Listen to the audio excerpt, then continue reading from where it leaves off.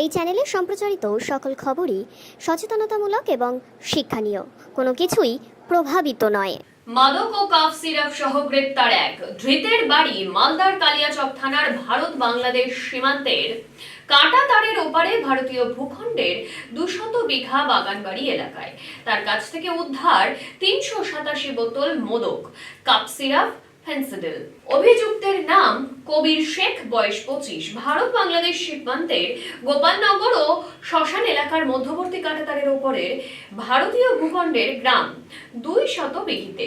সেই কাঁটাতারের উপর গ্রামে একাই থাকতো। পুলিশ সূত্রে জানা গিয়েছে, কাঁটাতারের ওপারে থাকা উদ্দেশ্য একটাই ছিল, পাচার করা। বাংলাদেশের কাপ সিরাপ পাচার করার উদ্দেশ্যে, ফেন্সিডিল পাচারের উদ্দেশ্যে কাঁটাতারের এপারে এসেছিল সে। সেই সময় গোপন সূত্রে খবর পেয়ে অভিযান চালায় কালিয়াচক থানার পুলিশ। হাতে নাতে ধরা পড়ে সেই ব্যক্তি।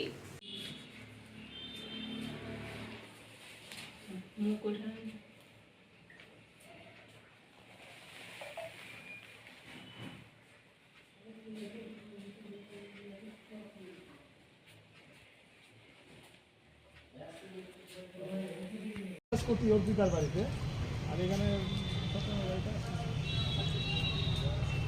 কি হবে, কালিয়াচক কি কেসে টাকা হবে? নার্কোটিক্স ছাড়া জমি বেচা টাকা পাইতে হবে। জমি বেচা থাকলেও এটা এখন